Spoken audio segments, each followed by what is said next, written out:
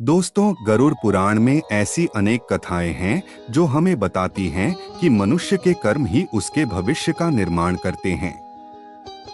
आज की कथा एक ऐसे व्यक्ति की है जो जीवन भर धन जोड़ता रहा, लेकिन मरने के बाद उसे अपने ही कर्मों का भयानक फल मिला। तो आइए सुनते हैं यह रहस्यमयी और शिक्षाप्रद कथा।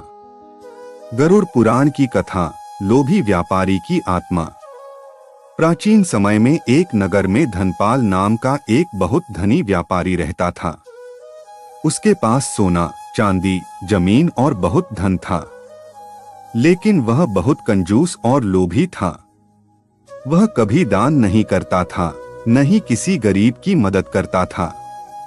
अगर कोई भूखा उसके दरवाजे पर आता तो वह उसे डांटकर भगा देता।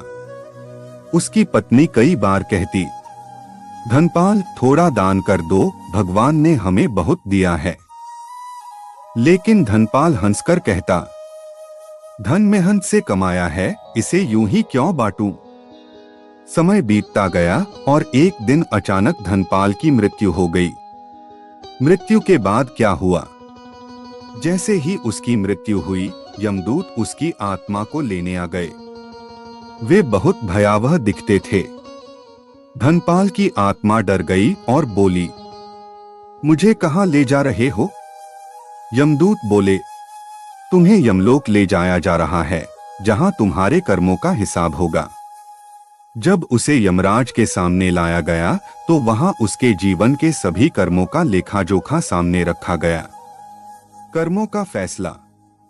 यमराज ने कहा, धनपाल, तुमने जीवन में बहुत धन कमाया, लेकिन कभी किसी गरीब की मदद नहीं की। तुम्हारे घर के बाहर कई लोग भूखे लौटे, इसलिए तुम्हें अपने कर्मों का फल भोगना होगा। फिर उसे एक ऐसे लोक में भेज दिया गया जहां उसे वही कष्ट मिलने लगे जो उसने दूसरों को दिए थे। वह प्यासा रहता, भूखा रहता और मदद के लिए पुकारता, लेकिन कोई उसकी सहायता नहीं करता। आत्मा का पश्चाताप। काफी समय तक कष्ट झेलने के बाद धनपाल की आत्मा को अपनी गलती का एहसास हुआ।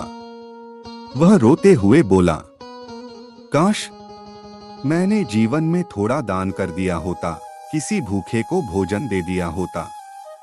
तब यमराज ने कहा, मनुष्य जीवन इसलिए मिलता है ताकि वह धर्म, दया और दान करे। जो केवल धन जोड़ता है और दूसरों की मदद नहीं करता, उसे अंत में पछताना पड़ता है।